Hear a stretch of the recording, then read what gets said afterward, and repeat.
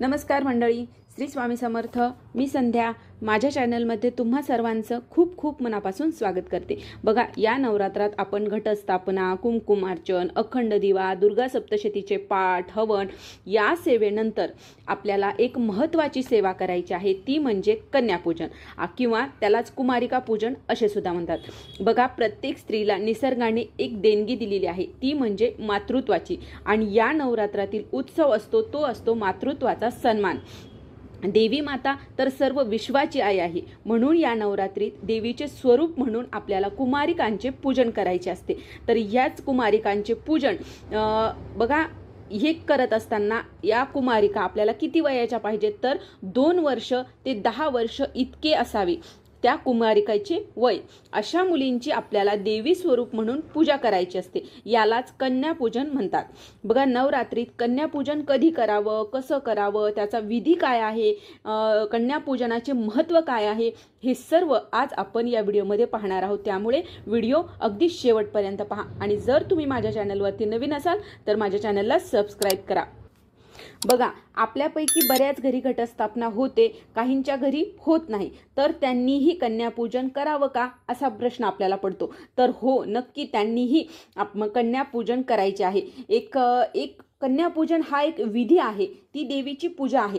जरी आपल्या घरी घटस्थापना होत नसली तरीही आपण कन्यापूजन करायचे असते. आता हे कन्यापूजन कुणी करावं, तर बघा, कन्यापूजन घरातल्या स्त्रीने किंवा स्त्री पुरुष जोडीने जरी तुम्ही कन्यापूजन केलं तरीही चालतं.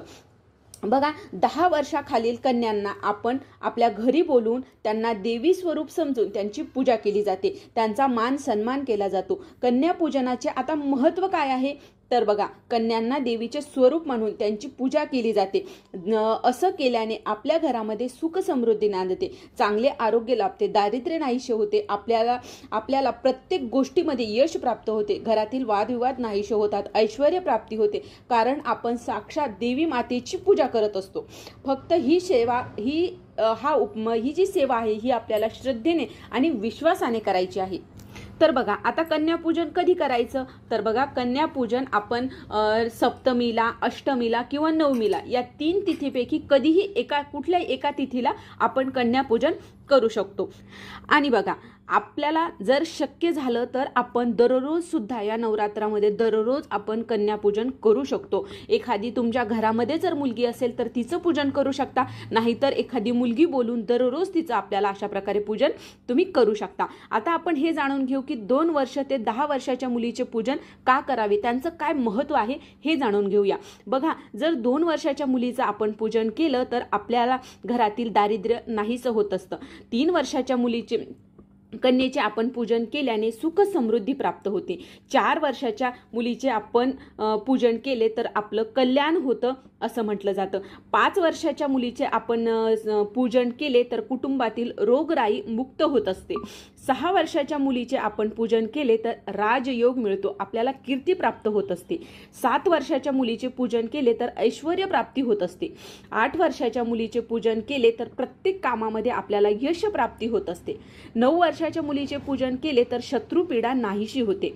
10 वर्षाच्या मुलीचे पूजन केले तर सर्व मनवांचित इच्छा आपल्या पूर्ण होत असतात. म्हणून 2 वर्ष ते 10 वर्षाच्या मुलीला अतिशय महत्त्व दिलेलं गेलेलं आहे. त्यामुळे जर तुम्हाला 2 वर्षापासून 10 वर्षापर्यंतच्या 9 मुली मिळाल्या तर तुम्ही त्यांचं पूजन करू शकता.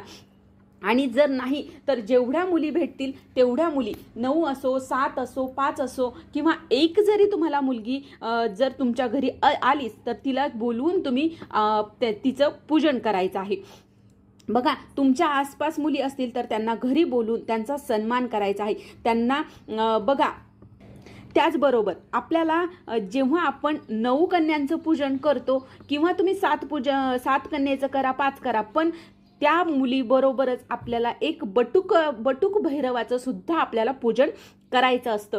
जेव्हा आपण 9 मुली बोलवतो तर एक 10वा मुलगा सेम आपण ज्याप्रमाणे मुलींचं आपण पूजन करतो त्याचप्रमाणे त्या मुलाचं सुद्धा आपल्याला पूजन करायचं असतं. जेव्हा आपण बटुक भैरवाचं पूजन करतो तेव्हाच आपलं कन्यापूजन हे पूर्ण होत असतं. जर आपण फक्त मुलींनाच आपण पूजन केलं तर आणि बटुक भैरवाचं एका मुलाचं आपण पूजन नाही केलं तर आपलं कन्यापूजन हे अपूर्ण मानलं जातं. म्हणून आपल्याला एक तरी मुलाचं पूजन करायचं आहे. ज्याप्रमाणे मुलीचं करतो त्याचप्रमाणे आपल्याला त्या मुलाचंही आपल्याला पूजन करायचं आहे.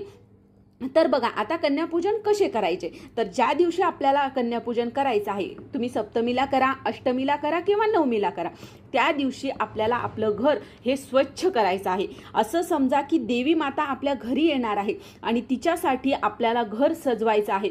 आपल्या घरामध्ये सकाळी लवकर उठून घरामध्ये गोमूत्र शिंपडवा, सर्व घर स्वच्छ करून घ्या.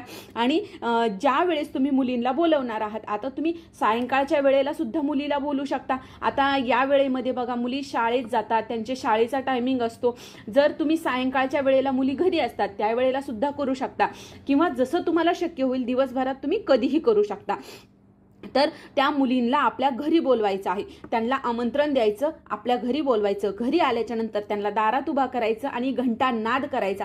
घंटानाद करून त्यांचं स्वागत करायचं, घरात बोलवायचं, आसनावर आपल्याला बसवायचं आहे. त्याच्यानंतर आपल्याला त्यांचे पाय धुवायचे आहेत. पाय धुवायचे त्यांच्या पायावर स्वस्तिक काढायचं, त्या पायाची आपल्याला हळद कुंकू अक्षदा फूल वाहून त्यांचा आपल्याला नमस्कार करायचा आणि त्याच्यानंतर त्यांचं पूजन करायचं आहे. पूजनामध्ये बघा आपल्याला अगोदर त्यांच्या डोक्यावर चुनरी द्यायची आहे. चुनरी दिल्याच्या नंतर बघा आई भगवतीला, लक्ष्मी मातेला, सर्व देवींना चुनरी ही अतिशय प्रिय आहे आणि चुनरी चढवणं हे खूप महत्त्वाचं असतं. म्हणून आपल्याला त्यांच्या डोक्यावर चुनरी द्यायची आहे. चुनरी दिल्याच्या नंतर त्यांना हळद कुंकू अक्षदा आणि आरती करायची आहे आणि काहीतरी गोडाचा नैवेद्य द्यायचा आहे. आणि त्याचबरोबर आपल्याला त्यांना एखादी कुठलीही, आता बघा मुलींना ज्या गोष्टी आवडतात ती गोष्ट आपल्याला भेटवस्तू द्यायची आहे.